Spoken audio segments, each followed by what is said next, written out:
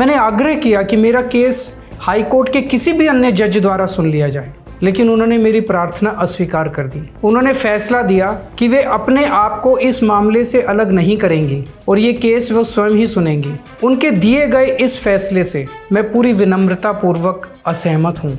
इस पूरे घटनाक्रम के बाद मेरी आशंका और गहरी हो गई है कि क्या उनके सामने मुझे न्याय मिलेगा।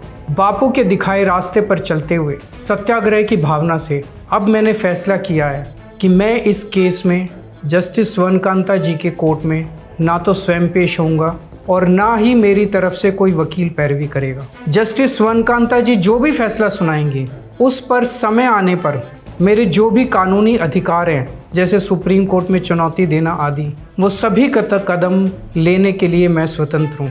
ये बात आज मैंने एक पत्र लिखकर जस्टिस स्वर्णकांता जी को भी सूचित कर दिया है। मेरा जस्टिस स्वर्णकांता जी से किसी प्रकार का व्यक्तिगत विरोध नहीं है। यदि भविष्य में भी कभी उनके सामने मेरा कोई अन्य केस लगता है जिसमें मेरे विरोध में बीजेपी, केंद्र सरकार या तुषार मेहता जी नहीं हैं, तो मैं उनके समक्ष जरूर पेश होऊंगा।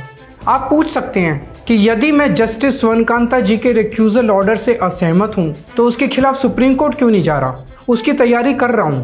ये पूरा मामला बहुत नाजुक और संवेदनशील है।